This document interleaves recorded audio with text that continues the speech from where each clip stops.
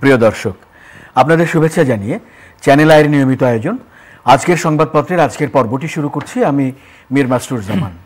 সংবাদপত্রের শিরোনামগুলোকে ঘিরে চলমান পরিস্থিতি নিয়ে আলোচনার নিয়মিত এই আয়োজনে আজ সম্মানিত অতিথি হয়ে আমাদের সঙ্গে রয়েছেন সিনিয়র কূটনৈতিক প্রতিবেদক, প্রথম আলোর জনাব রাহিদ এজাজ। আমরা আপনাকে স্বাগত জানাচ্ছি আমাদের মাঝে। তো আমরা সংবাদপত্রের শিরোনামগুলো দেখে আলোচনায় যাচ্ছি। মানব জমিন। আহমেদাবাদ ট্র্যাজেডি, মিনিটেই প্রাণ গেল 241 জনের। এই প্রথম বিধ্বস্ত হলো বোয়িং 787। ক্যান্টিনে আছড়ে পড়ে বিমান, 5 শিক্ষার্থী নিহত। লন্ডন বৈঠকের দিকে তাকিয়ে ঢাকা। জুলাই আন্দোলন, এখনও স্বজনের খোঁজে তারা। সমকাল। আলোচনার কেন্দ্রে নির্বাচনের সময়। ডক্টর ইউনূস তারেক রহমান বৈঠক আজ লন্ডনে। 12 সংসদের কোনোটির ভোট এপ্রিলে হয়নি। পর্যবেক্ষণে জামায়াত, ইতিবাচক এনসিপি, সংকট সমাধানের আশা অন্যদের। যাত্রার 5 মিনিটেই বোয়িংয়ের বিমান বিধ্বস্ত, নিহত 246। গুজরাটের আহমেদাবাদ। বিস্ময়করভাবে বেঁচে গেলেন এক যাত্রী। আমার দেশ। এয়ার ইন্ডিয়ার উড়োজাহাজ বিধ্বস্ত, 204 লাশ উদ্ধার। আমির খসরুর লন্ডন সফর নিয়ে কৌতূহল। ইউনূস তারেক বহুল প্রত্যাশিত বৈঠক আজ।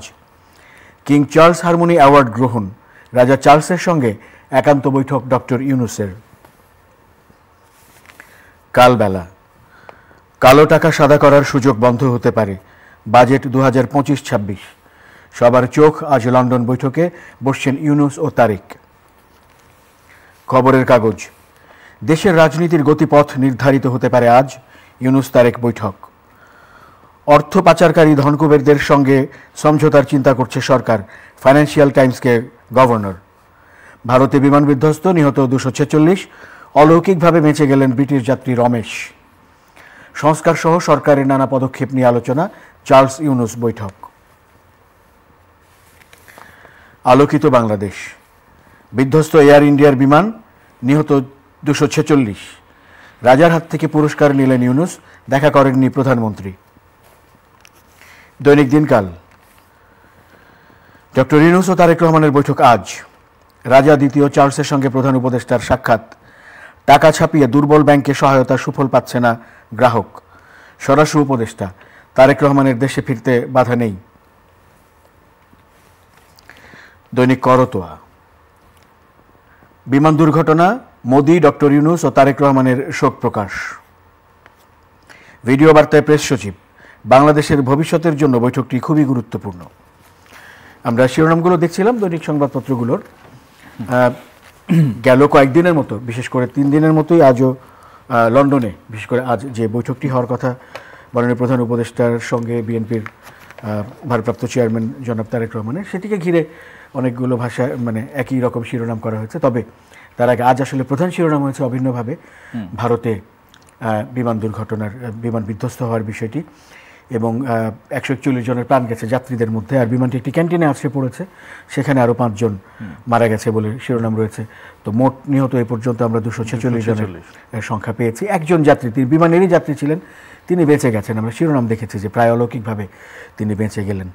এবং এই প্রথম ভারতে বোয়িংয়ের কোনো বিমান, বিশেষ করে বোয়িং 787 বটেই, ড্রিমলাইনার 787, যদি ভুল না করি বোধহয় প্রায় 6 সপ্তাহ আগে 100 কোটি যাত্রী পরিবহনের একটা মাইলস্টোন তারা টাচ করেছিল, এবং ড্রিমলাইনারটাকে বলা খুব অ্যাডভান্স প্যাসেঞ্জার ক্যারিয়ার হিসেবে।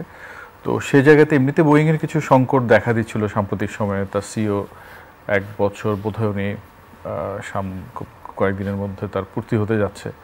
তো এই সময়টাতে এসে বোয়িংয়ের জন্য এটা তো একটা বড় ধাক্কা। এবং অনুষ্ঠান শুরুর আগে আপনাকে যেটা বলছিলাম, গত 20 বছর 25 বছরে ভারতের যে বিমান দুর্ঘটনা, এবং সেই জায়গায় এটা একটা নতুন ট্র্যাজেডি। এবং যেভাবে উড্ডয়নের কিছুক্ষণের মধ্যেই সেটা সিগন্যাল দেওয়া বন্ধ হয়ে গেছিলো, এবং সেই বিমানটা আছড়ে পড়ে ওই একটা মেডিকেল হোস্টেলে, যেটা আপনার সেই মেডিকেল হোস্টেলের কাছেই আপনার ওই আহমেদাবাদের বল্লভভাই প্যাটেল এয়ারপোর্ট থেকে সে গ্যাটউইক, তার ডেস্টিনেশন ছিল গ্যাটউইকে। কিন্তু যদি বলি প্রায় 2টোর কাছাকাছি সময় বোধহয় দুপুরে সেটা যাত্রা করে, এবং যাত্রা করার অল্প কিছুক্ষণের মধ্যে সেটা বিধ্বস্ত হয়। তো এখন কথা হচ্ছে যে ঘটনাটা ঘটেছে এটি চমকে দেওয়ার মতোই, বিশেষ করে ড্রিমলাইনার বা একটা অনুষ্ঠান আগে বলছিলেন বোয়িংয়ের ড্রিমলাইনারটাকে অন্য ক্যাটাগরির একটা এয়ারক্রাফট। তো এটা তো বিরাট একটা ধাক্কা, যেটা আমরা অলরেডি দেখছি স্টকে ধাক্কা লেগেছে এবং সেখানে ইনভেস্টমেন্টের কথা হচ্ছিল। তার বাইরে হলো যেভাবে দুর্ঘটনা হলো এবং যে প্রাণহানি ঘটলো, আর বিশেষ করে যে মেডিকেল হোস্টেলের কথা আমরা বলছি, যেখানে দুপুরে এই 241 বলা হচ্ছে যারা বিমানে ছিলেন, একজন যাত্রী অলৌকিকভাবে বেঁচে গেছেন, যিনি ভারতীয় একজন ব্রিটিশ নাগরিক। তার ভিডিওটি একটু আগে বিবিসিতে দেখছিলাম, দিব্যি রীতিমতো হেঁটে যাচ্ছিলেন, আমি যদি ভুল না করি সিট নাম্বার দেখাচ্ছিলেন 11A। তো সেটা একটা অলৌকিক ঘটনা, কিন্তু এটা যেমন অলৌকিক তেমনিভাবে মেডিকেল কলেজের যে শিক্ষার্থীরা বসে মধ্যাহ্নভোজ ছাড়ছিলেন, তাদেরও নিশ্চয়ই কেউ এমন নির্মম পরিণতি অপেক্ষা করছিল, কে বা জানে। তো এখন অবশ্য সময় বলে দিবে যে আসলেই দুর্ঘটনার কারণটা কী। তো এটা দেখতে দেখতে আপনার বিবিসি একটা বিশ্লেষণ এরকম দেখাচ্ছে যে এটার পেছনে কারণটা কি থাকতে পারে। বিশেষ করে যদিও ঘটনার খুব বেশি সময় এখন পর্যন্ত যায়নি, তো তাতে করে এটাতে বলা হচ্ছে, আমরা জানি যে বিমানের উইংয়ের পিছনে ফ্ল্যাপ বলে একটা অংশ থাকে এবং চাকা গুটিয়ে যায়। তো বিবিসির সেই রিপোর্টটাতে বলা হচ্ছে চাকা গুটানো এবং ফ্ল্যাপ, এই দুটো জিনিসের মধ্যে যে গ্যাপ থাকে, টাইম গ্যাপ থাকে, সেই গ্যাপটা খুব অ্যাবনর্মাল মনে হচ্ছে। তো প্রাথমিকভাবে তাদের ধারণা, এটা আপনার যারা এক্সপার্ট আছে তাদেরকে দিয়ে একটা ইনিশিয়াল রিপোর্ট তারা বিবিসি করেছে, হয়তো সব এটার জন্য সময় লাগতে পারে। কারণ আমরা প্রাথমিকভাবে যেটা জেনেছি, ভারতীয় গণমাধ্যম রয়টার্স, বিবিসি, আল জাজিরা, সন্ধ্যা পর্যন্ত আমি যা যা দেখছিলাম, তাতে মোরলেস একটা জিনিসে কমন বলছিল যে সেটা টেক অফ করার কিছুক্ষণের মধ্যে সিগন্যাল দেওয়া বন্ধ হয়ে যায়।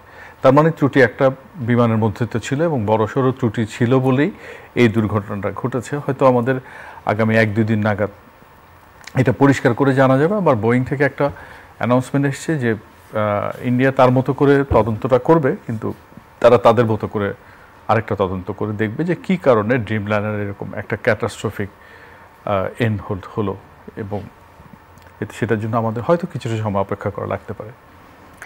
বোয়িং এবং ড্রিমলাইনার সিরিজ, আপনি বলছিলেন যে ড্রিমলাইনারের 787 সিরিজ, এগুলো নিয়ে যেমন তাদের রেকর্ড বা সুনামের কথা একদিকে বলা হচ্ছে, আবার যখন কোনো দুর্ঘটনা ঘটে আমরা তখন দেখি যে এর নানান রকম নেতিবাচক দিক সামনে চলে আসে। এমনি একটু আগেই বলছিলাম যে বোয়িংয়ের সিইও চেঞ্জ হয়েছে। এটা চেঞ্জ হওয়ার কারণ হচ্ছে আপনার পুরো কোম্পানিতে রিইনভেস্টমেন্ট করা, নানান রকম সমস্যা নিয়ে আলোচনা চলছিল এবং সেই আলোচনার ধারাবাহিকতাই প্রধান নির্বাহী কর্মকর্তার পদে পরিবর্তন এসছে। এবং আজকে যেটা বললাম আপনার সাথে, বোধহয় একটা অনুষ্ঠানে কাশ্মীরে যখন পাকিস্তান ইন্ডিয়ার আপনার সংঘাতটা চলছিল, তখন নিশ্চয় মনে আছে দাসুল রাফালে কে তারা ফেলে দিয়েছিল, অর্থাৎ পাকিস্তানি পাল্টা বিমান হামলায়, এবং সাথে সাথে দেখলাম যে রাফালের স্টক মার্কেটে পড়ে যায়। তো এখানে শুধু স্টক না, পুরো বোয়িং ওভারহোলিংয়ের কথা যখন বলা হচ্ছে, তো সেই জায়গাতে ড্রিমলাইনারের এই অ্যাক্সিডেন্টটা, এটা পুরো কোম্পানির জন্য তো বটে, পুরো এভিয়েশন ইন্ডাস্ট্রির জন্য একটা বিরাট রকমের ধাক্কা যে এই জিনিসটা কিভাবে ঘটলো। তো কাজে বলছি একটা ইনিশিয়াল স্টোরি, ওইটাই যে খুব কনক্লুসিভ তা কিছু নয়, কিন্তু যেহেতু এক্সপার্টরা বলছেন আপনার এই উড্ডয়নের পরে যেটা উইংস এবং উইংসের সাথে পেছনে, ডানার পিছনে যে ফ্ল্যাপটা থাকে, ফ্ল্যাপ এবং চাকা গুটিয়ে নেওয়া, তো সেই জায়গাতে এই যে প্রত্যেকটা জিনিস তো সিনক্রোনাইজ হতে হবে। আপনি টেক অফ করবেন, করার পরে ওই ফ্ল্যাপ এবং পেছনের উইং এবং চাকা সবগুলো গুটানো, প্রত্যেকটার একটা হিসাব আছে। তো সেই হিসাবটা ব্যাখ্যা করে তারা বলছেন ভিডিও দেখে, তারা কিন্তু আপাতত বলছেন ভিডিওটুকু দেখে, সেটাই বলছি কনক্লুসিভ বলা যায় না, একটা অনুমান, হয়তো এটা হয়ে থাকতে পারে। তো এটার পাশাপাশি আবার যে কেন আপনার টেক অফের পরপর সে কোনো সিগন্যাল দেওয়া বন্ধ করে দিল, সেটা তো একটা ত্রুটি পুরো বিমানে ছিল বলে এটা ঘটেছে। তো সেজন্যই বলছি হয়তো আমাদের 2-1 দিন সময় লাগবে, এবং যেহেতু এই ড্রিমলাইনারের এই ধরনের অ্যাক্সিডেন্টের কোনো ইতিহাস নেই এবং 14 বছরে তার কিন্তু সুনাম ছিল, তো সেই জায়গাতে তার ড্রিমলাইনারের জন্য তো একটা বিরাট ধাক্কা বটে, বোয়িংয়ের জন্যই বিরাট ধাক্কা, এটাই আমি এখন পর্যন্ত মনে করি। এবং আর ক্যাজুয়ালিটির সংখ্যা বাড়তেই পারে, যেটা আমি আর আপনার অনুষ্ঠানের শুরুতে বলছিলাম, যে মেডিকেল হোস্টেলে যারা ছিলেন, যারা চিকিৎসা শাস্ত্রের ছাত্র, তো পুরো নাম্বারটা কিন্তু আমাদের কাছে পরিষ্কার না, কারণ ভবনের কতটা ক্ষতিগ্রস্ত হয়েছে এবং হাসপাতালে বিপুল সংখ্যক আহত মানুষ এখনও আছেন। হয়তো সময় যাওয়ার সাথে সাথে বোঝা যাবে এবং আমরা অনুমান করতে পারি আশঙ্কা যে ক্যাজুয়ালিটির সংখ্যাটা বাড়বে। আপনি যেমন বলছিলেন এখনো তো খুবই মানে প্রাথমিক পর্যায়ে এর সম্পর্কে কিছু সন্দেহ করা যে কেন হয়েছে। এরকম প্রাথমিক পর্যায়ে সন্দেহ আমরা জানি যে নানা রকম সূত্রে বরাত দিয়ে গণমাধ্যমে কিছু কথাবার্তা উঠে আসে। তার মধ্যে আমরা দুটো এরকম সম্ভাব্য কারণ হিসেবে আমরা একটি দেখেছি যে পাখির আঘাত হতে পারে, এটি একটি কোথাও দেখা গেছে। আহমেদাবাদের তাপ কেউ এটিকেও সামনে এনেছেন আমরা দেখতে পেয়েছি। তবে হ্যাঁ, আপনি যেটা বলেছেন যে হ্যাঁ, আমি ওই জন্য বললাম এরা যেহেতু এভিয়েশন এক্সপার্ট তাদেরকে কোট করে বিবিসি স্টোরিটা করছে, মানে ইনিশিয়াল এক্সপ্লেইনার টাইপের। তো এটাকে কিছুটা ধরা যায়, আবার ধরার জন্য যেন আমি মানে এই কারণেই বলছি, তারা যে ব্যাখ্যাটা দিচ্ছেন পুরো স্টোরিটা পড়ে যেটা দেখলাম, তারা ভিডিও দেখে ওই ভিডিও ফুটেজ অ্যানালিসিস করে একটা দিচ্ছেন। তো নিশ্চয়ই এই ধরনের বড় একটা অ্যাক্সিডেন্টের শুধু ভিডিও ফুটেজ অ্যানালিসিস তো একমাত্র আপনার ব্যাখ্যা বা উপাদান হতে পারে না। এটা করার জন্য আরও অনেকগুলো বিষয় আছে, সেটা ভয়েস রেকর্ডার আছে, পুরো এয়ারক্রাফটে আরও পরীক্ষা নিরীক্ষা ব্যাপার আছে। এই জন্য বলছি। আর আপনি যেটা বলছেন ওটা আমিও দেখেছি, পাখির কথা বলা হয়েছে, তাপের কথা বলা হয়েছে, তারের কথা বলা হয়েছে। তো এখন যে কোনো কিছু হতে পারে, কিন্তু খুবই অস্বাভাবিক। টেক অফ করে খুব বেশি দূর, কিন্তু খুব বেশি উচ্চতায় সে বিমানটা উড়ে নেয়, 800 পড়ে গেছে এরকম কিছু একটা, 800 মিটার। তো আমরা তদন্তের পর নিশ্চয়ই নিয়ে আরও আলোচনা হবে গণমাধ্যমে। আমরা এবার পরের শিরোনামে যাই, যেটি আসলে গত কয়েকদিন ধরেই খুব আলোচনার সামনের সারিতে রয়েছে। সেটি হচ্ছে যে মাননীয় প্রধান উপদেষ্টা প্রফেসর মোহাম্মদ ইউনূস এবং বিএনপির ভারপ্রাপ্ত চেয়ারপারসন জনাব তারেক রহমানের বৈঠক আজ লন্ডনে সেটি হবে। আমরা যেটি দেখতে পেয়েছি যে লন্ডনের স্থানীয় সময় সকাল 9টা থেকে 11টা এই সময়ের মধ্যে হওয়ার কথা, আর বাংলাদেশ সময় সেটি দুপুর 2টা থেকে 3টা থেকে 5টা এরকম, 6টা যদি 6 ঘন্টা যদি জিএমটি অনুযায়ী যদি আমরা ধরি এখন। তো সেরকম সময়ে বৈঠকটি হবে। আর তার আগে আরেকটি সংবাদ শিরোনামও রয়েছে যে প্রফেসর মোহাম্মদ ইউনূস মানে প্রধান উপদেষ্টা তিনি প্রিন্স চার্লসের হাত থেকে, কিং চার্লসের হাত থেকে এখন কিংস হারমোনি অ্যাওয়ার্ড গ্রহণ করেছেন। সেখানে প্রথমবার পেয়েছিলেন, বান কি মুন পেয়েছিলেন। কিংয়ের সঙ্গে তিনি কথা বলেছেন, বাংলাদেশের সংস্কার সহ সম্প্রতি চলমান ইস্যুতেও কথা বলেছেন। আমরা আলোচনা শুরু করি। জি, একটা তো হচ্ছে কিংস চার্লস থার্ডের সঙ্গে প্রফেসর ইউনূসের যে মিটিংটা হয়েছে, মিটিংটা তো 1-to-1, এবং আমরা যতটা জেনেছি সেটি অন্তর্বর্তী সরকারের প্রধান উপদেষ্টার প্রেস সচিবের মারফতে জেনেছি, এবং তিনি বলেছেন তাদের একান্তে যে আলোচনাটা হয়েছে সেই আলোচনাটায় বাংলাদেশের সংস্কার, গণতান্ত্রিক উত্তরণ ইত্যাদি বিষয় আছে। এবং আমরা জানি এটা কিন্তু একটা জিনিস মনে রাখা দরকার, সেটি মিডল ইস্টের কোনো কিং বলুন কিংবা ব্রিটিশ কিং বলুন বা অন্যান্য ইভেন জাপান বলুন, এই সরকার রাষ্ট্রপ্রধানের মধ্যে যে ধরনের আলোচনা বা বৈঠক হয় এটা মানে এক করে দেখার সুযোগ নেই। এটা যদি বলি টার্মোলজি ওয়াইজ অডিয়েন্স বলে থাকি, আপনারা নিশ্চয় ভালো বোঝার কথা। তো এই ধরনের অডিয়েন্সে ধরেন খুব সিরিয়াস অনেক আলোচনা হয় সেটা বলা যাবে না, কারণ রাষ্ট্র বা সরকার প্রধানদের মধ্যে যে বৈঠকগুলো হয় সেখানে মূলত আপনার অনেকটা বিজনেস লাইক ডিসকাশনগুলো হয়। তো উনি গেছেন, উনি অডিয়েন্স দিয়েছেন, এটা অবশ্যই একটা বড় ব্যাপার।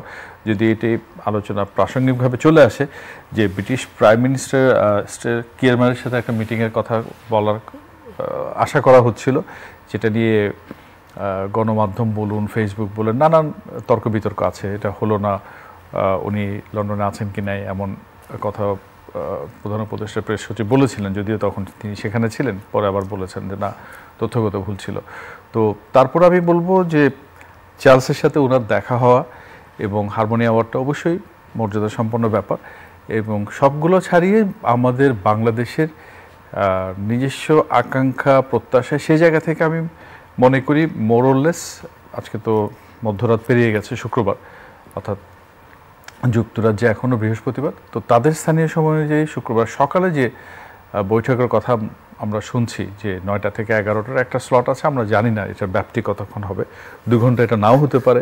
আবার এই বৈঠক ডক্টর প্রফেসর ইউনূসের সাথে তারেক রহমান সাহেবের কতক্ষণ হবে সেটা আমরা জানি না, এবং সেটা যেমন জানি না কম্বিনেশনটা কি, তারা কি দুজন একান্তে কথা বলবেন নাকি তাদের কিছু সহযোগীদের সাথে কথা বলবেন, এটা একটু অপেক্ষা থাকার বিষয়। কিন্তু মূল বিষয়টা হচ্ছে আমরা যদি দেখি যে 5 আগস্ট পরবর্তী যে রাজনৈতিক উত্তরণের দিক পথে বাংলাদেশ যাচ্ছে, সেখানের মধ্যে জুলাই আগস্টের গণ অভ্যুত্থানের নিহত এবং আহতদের যে উপর নৃশংসতা চালানো হয়েছিল তার বিচারের একটা ইস্যু আছে সংস্কারের, গণতান্ত্রিক উত্তরণের পথে সংস্কারের, এবং তার চেয়ে বড় ইস্যুটা হলো নির্বাচনটা।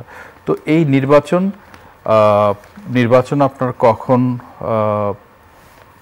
হবে না হবে এটা নিয়ে কিন্তু আমরা এক ধরনের টানাপোড়েন দেখতে পাচ্ছিলাম। কারণ অন্তর্বর্তী সরকারের প্রধান উপদেষ্টা বেশ কিছুদিন আগে থেকে বলে আসছিলেন এই বছরের ডিসেম্বর বা 26শে জুনের মধ্যে হবে, এবং বিএনপি বলছিল না ডিসেম্বরের মধ্যে নির্বাচনটা হতে হবে। তো এক পর্যায়ে দেখা যাচ্ছিল এমনও মুখোমুখি অবস্থান যে না, ডিসেম্বরে কোনোভাবে নির্বাচন করা যাবে না, সেটা জুনেই করতে হবে। কিন্তু সেখান থেকে সরে এসে আমরা দেখলাম প্রধান উপদেষ্টা জাতির উদ্দেশ্যে যে ভাষণ দিয়েছিলেন সেখানে এসে সেই সময়সীমাটা এপ্রিলে এগিয়ে এলো। তো এখন প্রশ্ন হচ্ছে এপ্রিলে এগিয়ে আসবে এবং প্রফেসর ইউনূস যুক্তরাজ্যে যাবেন, এটা কিন্তু মোটামুটি মে মাসে চূড়ান্ত হয়ে গেছিল, অফিসিয়ালি সেটা ডিক্লেয়ার করা হয়নি, এবং মিটিংটাও খুব প্রত্যাশিত ছিল। কিন্তু হঠাৎ করে আমার কাছে দু একটা মিটিংয়ের ক্ষেত্রে যদি বলি, যেমন আপনার নিশ্চয়ই মনে আছে ঈদের দিন বিএনপি সিনিয়র লিডারশিপের একটা ডেলিগেশন মির্জা ফখরুল সহ বিএনপি চেয়ারপারসন বেগম খালেদা জিয়ার সঙ্গে দেখা করতে গেছিলেন।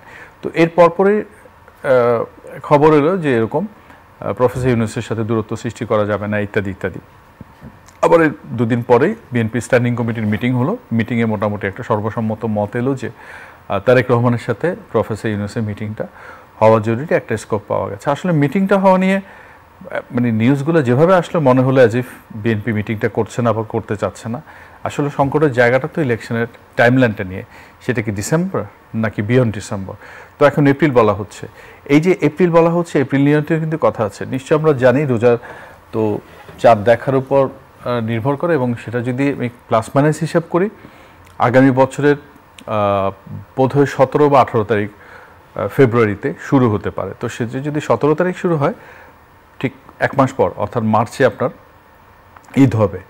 তো রোজা ঈদের পরে এপ্রিল মাস, অর্থাৎ মার্চে ঈদ, এপ্রিলে আপনি নির্বাচন। তো এখন খুব বেশি করে হলে প্লাস মাইনাস আপনি 3 সপ্তাহ সময় পান। তো 3 সপ্তাহ যথেষ্ট কিনা, এক নম্বর। তারপরে ওয়েদারটা একটা ফ্যাক্টর, আবার এপ্রিল মাসে এসএসসি পরীক্ষা। তো সব মিলিয়ে এপ্রিলটা আসলে খুব ভালো সময় কিনা এটা নিয়ে কিন্তু প্রচুর বিতর্ক এপ্রিল বলার পরপরই শুরু হয়েছে। তো সে জায়গায় আরও মাস দুয়েক এগিয়ে আনা যায় কিনা, এবং সেটা যদি আনতে হয় তাহলে নিশ্চয়ই রোজা যদি 17 তারিখ শুরু হয়, আপনাকে ভাবতে হবে 9-10 তারিখ বা প্রথম সপ্তাহে ওই রকম কোনো একটা সময়ে, কিংবা জানুয়ারিতে হতে পারে, আমি জানি না জানুয়ারিতে হবে কিনা। তো কাজে ওনারা দুজন যখন আলোচনা করবেন, এসেনশিয়ালি এবং মোস্ট ইম্পর্টেন্টলি আমি মনে করি ইলেকশনের ডেটটা কী হতে পারে, এটা একটা বড় ইস্যু হতে পারে। রিফর্ম এজেন্ডা এবং অনেকগুলো কমিশন হয়েছে। তো এই রিফর্ম কমিশনের এজেন্ডাগুলো কীভাবে এগিয়ে নেওয়া যাবে, এবং তার চেয়ে গুরুত্বপূর্ণ যদি আমি মনে করি যে আজকে দেশে যে পরিস্থিতিটা তৈরি হয়েছে গণতান্ত্রিক উত্তরণের বা গণতন্ত্রকে শক্তিশালী করা, সেটা হচ্ছে জুলাই এবং আগস্টের অভ্যুত্থান। তো জুলাই এবং আগস্টের অভ্যুত্থানে যে মানুষগুলো প্রাণ দিয়েছে, আত্মাহুতি দিয়েছেন, যে মানুষগুলো আহত হয়েছেন, এবং আহত হওয়ার ফলে তাদের পরিবারগুলো নিঃস্ব হয়েছেন অনিশ্চিত একটা জীবনের। তো এই আহত এবং নিহত মানুষের জীবনের এই পরিস্থিতির জন্য দায়ী যে মানুষগুলো, তাদের নিশ্চয়ই বিচারের কাঠগড়ায় দাঁড় করানো উচিত, তাদের জবাবদিহি নিশ্চিত হওয়া উচিত। তো আমি মনে করি ওনারা দুজন যখন আলোচনা করবেন, নিশ্চয়ই এই তিনটা জিনিসই প্যারালালি বলবেন। এখন কোনটা কতটা করবেন, এবং জুন মাস অলরেডি চলে গেছে, মাঝামাঝি চলে এসেছি। এই জুন থেকে আপ টু ইলেকশন আমি যদি বলি প্লাস মাইনাস আপনার কাছে 6 মাস আছে। 6 মাসের মধ্যে প্যারালালি কাজগুলো কিভাবে করা যায়, মেবি তারা এই বিষয়গুলো আলোচনা করতে পারেন। এবং একটা জিনিস তো পরিষ্কার, আমি যেটা বলছি, ইলেকশনের টাইম ফ্রেম নিয়ে যেমন কথা বলবেন, পাশাপাশি এগুলো যখন এজেন্ডা আছেন এগুলো তারা আলোচনায় আনবেন। এবং সেই জায়গাতে আমি মনে করি কি, এতদিন পর্যন্ত বিএনপি উনি যে লিডারশিপের ক্ষেত্রে কথা বলতেন, তার চাইতে তো তারেক রহমানের সাথে কথা বলা অনেক বেশি গুরুত্বপূর্ণ।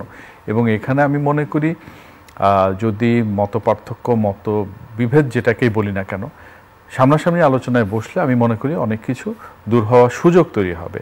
তো এই সুযোগটাকে কাজে লাগিয়ে আমি মনে করি এই মুহূর্তে যে বাধা বা প্রতিবন্ধকতাগুলো দেখছি গণতান্ত্রিক উত্তরণে, সেগুলোর একটা পথ সুগম হতে পারে, যে লন্ডনের এই বৈঠকটি।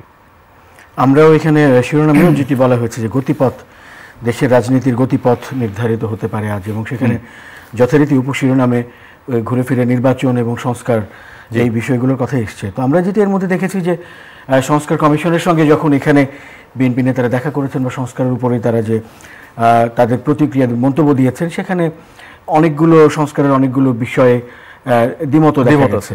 আমি তো সেটা বলছি যে অন্য দলগুলোর চাইতে বিএনপির তরফ থেকে দ্বিমতের সংখ্যা পরিসংখ্যানগতভাবে যে রিপোর্টগুলো হয়েছে সেখানে একটু বেশিই দেখা গেছে। হ্যাঁ, বেশি। সেজন্য আমি বলছি যে আপনাকে ধরে নিতে হবে এই জায়গায় আমাদের একটু খুব প্র্যাকটিক্যাল এবং একটু প্র্যাগমেটিক হওয়াটাই বোধহয় ভালো, কারণ ইমোশনের কোনো জায়গা নেই। এই জন্য আমি বলছিলাম টাইমটা কিন্তু আপনার প্লাস মাইনাস 6 মাস। এই 6 মাসের মধ্যে আপনি প্যারালালি আপনার, আমি যদি বলি আলটিমেট টার্গেট তো ইলেকশন, তো ইলেকশন যেমন আপনার আলটিমেট টার্গেট ইলেকশনের জন্য কিছু সংস্কার আপনার দরকার, এবং তার চেয়ে বেশি দরকার আমি যে কথাটা বললাম, দেশে যে এই পরিস্থিতিটা তৈরি হলো, সুযোগটা আসলো, সেটা কেন আসলো? এই মানুষগুলোর আত্মাহুতির কারণে। তার বিচারটাকে কিন্তু আপনার ভুলে গেলে চলবে না। তো সেই জায়গাতে প্যারালালি কাজগুলো কিভাবে করা যেতে পারে, এবং এই যে মতপার্থক্যের কথা বলি, এই যে আমরা গ্রাফিক্সের মাধ্যমে বা কম্প্যারিজন দিয়ে কম বেশি সব মিডিয়া কিন্তু এগুলো করেছে, যে সংস্কার কমিশনের যে রিপোর্টগুলো আসছে, যে মতামতগুলো আসছে, তাতে বিএনপির সাথে অন্যদের মতপার্থক্য আছে। তো এই মতপার্থক্যগুলো কিভাবে কমিয়ে আনা যায়, এবং এই যে সংস্কারের কথাটা বলছি বা আমরা বলছি বা ওনারা বলছেন, এই সংস্কার আসলে কতটা বাস্তবসম্মত এই মুহূর্তে, সেটিও কিন্তু ঠিক করা জরুরি। কারণ আপনি 6 মাসে বিশাল কর্মযোগ্য করে ফেলা আপনার আমার কারো পক্ষে সম্ভব না, কারণ দিন শেষে কাজগুলো মানুষকে করতে হবে, মানুষকে নিয়ে কাজ, মানুষের জন্য কাজ। তো সেই কাজগুলো তো আপনি এমন না যে আপনি বিরাট কোনো স্বপ্ন দেখে বসলেন এবং সেই স্বপ্নটা বাস্তবায়ন করার জন্য আপনার কাছে সময় কতটা আছে সেটাও তো নিশ্চয়ই বিবেচনা রাখতে হবে। তো সে জায়গায় আমি মনে করি যে গতিপথের কথা বলছেন, সেটা বলতে হলে তাদের এই জিনিসগুলোতে একটা মিনিমাম আন্ডারস্ট্যান্ডিং আসতে হবে, যে আমরা এই সময়ের মধ্যে কতটা অ্যাচিভ করতে পারি বা কতটা অ্যাচিভেবল, সেটাই গুরুত্বপূর্ণ। অর্থ পাচারকারী ধনকুবেরদের সঙ্গে সমঝোতার চিন্তা করছে সরকার, এটি বাংলাদেশ ব্যাংকের গভর্নর তিনি লন্ডন টাইমসকে, ফাইন্যান্সিয়াল টাইমসকে লন্ডনে বলেছেন বলে উল্লেখ করে খবরের কাগজে একটি শিরোনাম রয়েছে। না, এখন দেখুন যে পাচার করা অর্থ, এই যে লন্ডন ভিজিটের একটা বড় এজেন্ডা বলা হচ্ছে, এবং সেটা আমরা যদি ডেলিগেশনের কম্পোজিশন দেখি, বাংলাদেশ ব্যাংকের গভর্নর নিজে ছিলেন, দুদকের চেয়ারম্যান ছিলেন। তো ডেলিগেশনের কম্পোজিশন দেখে এবং আপনার ব্রিটেনের সাথে আলোচনার গত কয়েক মাসের বিভিন্ন দেশের মধ্যে ব্রিটেনের উপর নজরটা বেশি, এবং আপনি নিশ্চয়ই জানেন, আমরা খবর দেখেছি 2 দিন আগে আল জাজিরা একটা অনুসন্ধানী রিপোর্ট করেছিল সাবেক ভূমিমন্ত্রী সাইফুজ্জামান চৌধুরী জাবেদ, এবং তার অ্যাসেট ফ্রিজ করা এবং অ্যাকশন নেওয়া, সেই জিনিসগুলো হয়েছে, এবং লন্ডনে বিপুল পরিমাণ অর্থ পাচার হয়ে গেছে বলে গণমাধ্যমে খবর আছে। তো এখন অর্থ পাচারের বিষয়ে আলোচনা হবে, আলোচনা চলছে, তারপর সেই দেশের সরকার ব্যবস্থা নেবে। দিন শেষে আপনি যে কথাটা বলছেন, নিশ্চয়ই এটা ইন্ডিকেট করতে চাচ্ছেন যে তাদের সাথে যারা পাচারকারী বা ধনকুবের, তাদের সঙ্গে একটা সমঝোতা। তো খুব